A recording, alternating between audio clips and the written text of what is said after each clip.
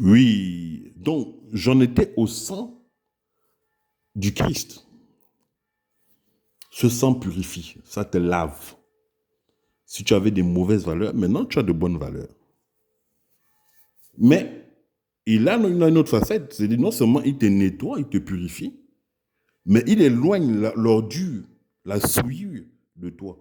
Quand Satan venait avec ses saletés, il lui a mis l'objet de fuir, c'est trop propre. Tu vois, quand tu es quelqu'un de dégueulasse, et tu te branches chez quelqu'un qui a une maison qui est propre, ça sent toujours le produit de nettoyage, c'est clean. T'as honte avec ta saleté.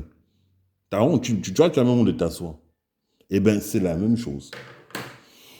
Parce que le diable, il aime, comme je vous disais, la souillure. Voilà. Il aime quand c'est l'odeur des défections. Il aime hein, la saleté. Il aime, voilà. Là, il est à l'aise. Mais quand tu fais un peu de propre, il n'est pas tranquille. Des fois, il fuit. Donc, le sang de Jésus, là, c'est ça. Mais ça, là, il faut le savoir. Il faut le savoir. On était à une époque où, en fonction des dispositions, hein, de la géographie, bon, ceux-là, leur canal, ce sera tel. Ici, là, ce sera tel. Là, c'est comme ça. Pour qu'ils arrivent à Dieu. Donc, on avait des croyances et tout, il n'y a pas de problème avec ça. Mais à un moment donné, il y avait tellement de cacophonie. Quand je dis cacophonie, Dieu, mon Dieu a dit, mon Dieu a dit ça, mon Dieu. Il fallait canaliser les choses. Parce qu'on allait en ordre dispersé. Il n'y a qu'un Dieu. D'accord? Il n'y a qu'un Dieu. Il n'y en a pas 10 000. Et comme il y avait déjà trop de prophètes qui s'inventaient des vies, donc il fallait recadrer les choses. On a dit, c'est lui-là. Lui-là, il est clean. Il est clean. C'est comme quand tu as une équipe de football. Tu vas prendre celui qui va te faire gagner. Tu vas prendre le meilleur, tu vas pas prendre un tocard. Tu vois ce que je veux dire? Tu vas prendre celui qui va te faire gagner. C'est vrai que dans l'équipe, les autres ont l'importance, mais il y a un qui est là spécialement pour faire gagner. On dit que lui, il a un don, c'est le champion. Ben, c'est pareil, Jésus-Christ, c'est celui-là qui, spirituellement, t'amène au-delà des petites, des fausses considérations et des petites considérations. Hein. Je prends un exemple, par exemple, dans le Coran, eux-mêmes ils savent que c'est Jésus-Christ qui est l'être qui va venir combattre le diable au temps de la fin. Il faut demander aux musulmans, ils vont vous dire. Parce que Jésus-Christ est dans le Coran. Jésus-Christ est dans la Torah, il est dans le Coran. Il est dans la Bible. Jésus-Christ est partout. Mais on ne veut pas lui donner la place qui lui revient. Pourquoi? Parce que, tu sais, plus tu vas t'approcher de la vérité, plus l'impression que tu vas donner, c'est que toi, tu es authentique. Vous comprenez? La vérité, c'est comme une lumière. Plus tu seras à côté de la lumière, plus tu peux attirer les gens. Mais ça ne veut pas dire que tu es avec la lumière. Hein. C'est juste que tu es à côté, tu prends un peu de lumière, d'accord, pour attirer les gens dans les ténèbres. Et quand les gens viennent, après, alors, tu mets dans la nasse. En fait, tu n'es pas une lumière. Mais c'est exactement la même chose que certaines religions font. Ils vont venir te parler de Jésus, mais il faut qu'ils parlent de Jésus en vérité. Dire ce qu'il est exactement. Jésus-Christ a enseigné beaucoup de choses, lui-même a dit beaucoup de choses. Pour nous, c'est clair. Pour nous, c'est clair. Qui, à part Dieu, peut vaincre Satan? Moi, je vous pose la question. Je sais que cette question-là, beaucoup ne seront pas en même de pouvoir y répondre. Non seulement de comprendre, mais surtout de répondre. Qui, à part Dieu, peut vaincre Satan? Qui? Quel est l'être que vous connaissez dans vos religions hein, qui peut aller combattre et vaincre Satan? Parce que Jésus ne va pas aller combattre Satan pour perdre. Attention, hein? On a donné un temps bien défini à Satan. On lui a déconseillé de faire ce qu'il a fait. Il n'a pas voulu écouter. Il veut ça, il fait l'orgueil. On le laisse faire, mais quand on va venir corriger, c'est pour de bon. Vous comprenez? Et ça a été prophétisé, c'est victoire assurée. Il va être humilié. C'est-à-dire que lui, le gros machin, là, la grosse bête immonde, c'est un agneau, un petit agneau avec le sang coupé. Le cou coupé, qui est le sang là, qui coule. Le sang qui a coulé sur la croix. Là. Eh bien, c'est le petit agneau qui va venir le vaincre. Et derrière le petit agneau, il y aura une armée, il y aura un peuple, Il y aura des blancs, des noirs, des jaunes, des rouges, toutes les communautés. On va marcher à la queue derrière l'agneau là. Parce que lui, c'est un guide. Guide fil. Vous comprenez? Et on va tellement humilier Satan qu'on va prendre le plus gentil. Je dis un agneau, l'agneau. C'est ça qu'on va prendre pour renverser celui qui vous fait la terreur. Là. Avec les armes, nous on est puissants, nous on fait ça, nous on a l'arme atomique. Eh bien, l'agneau là. Vous voyez?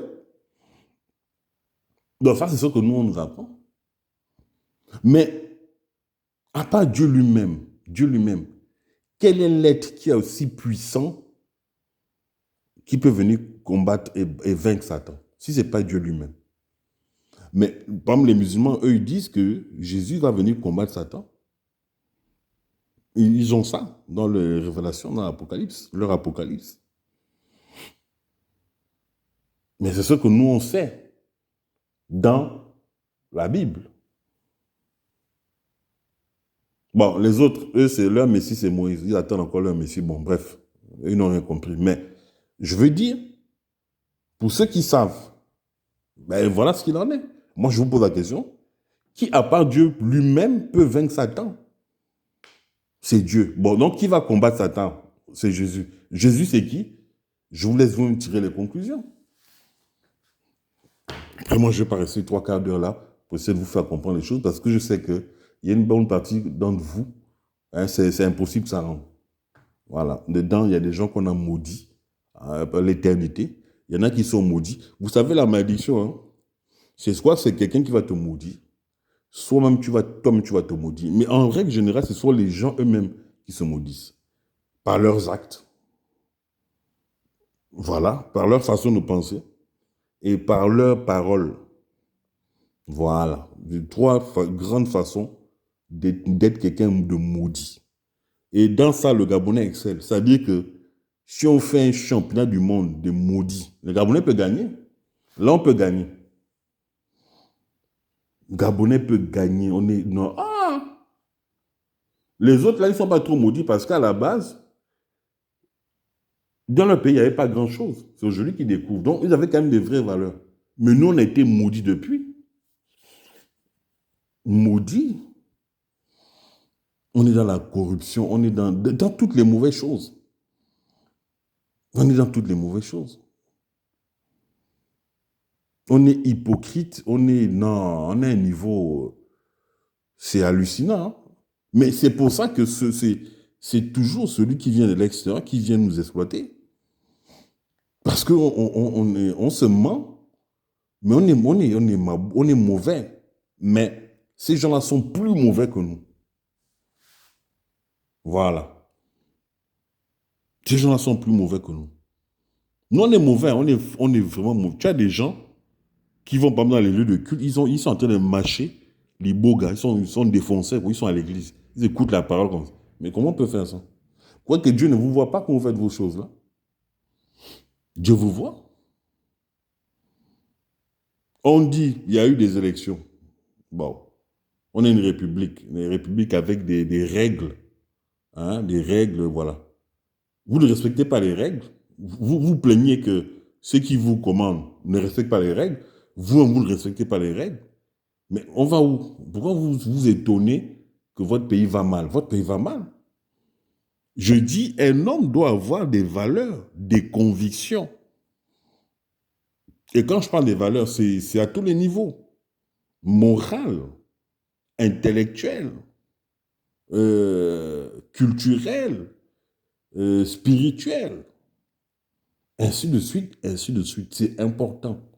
C'est ce qui fait une identité, une appartenance. Quand les gens disent que moi je suis Gabonais, les Gabonais sont unanimes à la transition. Moi, je verrouille cette parole. Hein. Au nom du Christ Tout-Puissant, je ne suis pas avec vous. Je ne suis pas dedans. Quand on me demande, oui, je suis Gabonais, mais je ne suis pas avec la transition. Tu es Gabonais, oui, mais je ne suis pas avec les bongos. Vous voyez, rien que de faire ça, moi je verrouille. Au zéro malédiction, zéro blocage, zéro truc. Vous comprenez? Ça part d'abord de là. Parce que j'ai des principes. Dans mes principes, quand je fais un état des lieux, voilà, pour que quelqu'un soit considéré président, il faut qu'on passe par les voies électorales. C'est aussi simple. Tant qu'il n'y a pas eu ça, moi, je ne suis pas dedans, moi. Maintenant, je ne viens pas pour combattre votre oligarchie là. Je lui dis juste que ce n'est pas la peine de qui c'est pour mon à vouloir euh, nous mentir, en fait, nous improviser un personnage qu'il n'est pas dans le fond. Parce que quand il parle, il s'adresse aux Gabonais, et moi, je suis Gabonais. Donc, je le lui dis. Je dis, tu n'es pas président, c'est pas un coup d'État. Voilà, tu n'es pas Moïse, surtout pas ça. Voilà, et puis voilà, les choses en restent là. Si l'homme y comprend, s'il est conscient de quelque chose, il sait que je dis la vérité. Il sait que je dis la vérité. Donc, c'est tout ça, quoi. Moi, qu'il pleuve ou qu'il neige, je n'ai pas besoin de lui pour vivre. Les gens qui le défendent bec et ongle, ce sont des pigeons. C'est-à-dire, le monde mystico-spirituel, on va pas utiliser des gens dans leur vie pour être des esclaves sexuels. Comment, par exemple, tu peux imaginer qu'une femme vagabonde toute sa vie? Juste, tout le monde la couche. Tout le monde la... Parce qu'on t'a prédestiné pour ça. Tu es un esclave sexuel. Tu es là pour assouvir les fantasmes, les plaisirs des gens. Toute ta vie, c'est seulement que ça. C'est des esclaves. C'est comme il y a des gens, ils sont programmés pour être des menteurs. Tu as des gens spécialistes du menteur. Il n'y a pas besoin de mentir, mais il faut qu'ils mentent. Il faut qu'ils mentent. Voilà, il y en a, il faut qu'ils volent. Quand tu vois des volants, on attend. Mais pourquoi tu voles? On a prédestiné des malédictions. Vous comprenez? On a dit les orientations que toi tu as dans la vie, toi tu vas faire ça. Toi tu seras voleur, toi tu seras prostitué, toi tu seras... L'autre, son boulot, c'est crime rituel. Qu'est-ce qui te donne, qu'est-ce qui t'octroie le droit d'enlever la vie des gens? Mais chacun fait son petit boulot. Vous comprenez? Chacun fait sa petite mission. C'est comme ça. Moi, par exemple, moi, c'est Dieu. Je dois venir parler de Dieu. Vous comprenez? Voilà. C'est comme ça. Il y a des gens qu'on a maudits. Il y a des gens qui sont bénis. Voilà. Et le système, il fonctionne comme ça. Le système fonctionne comme ça. Donc,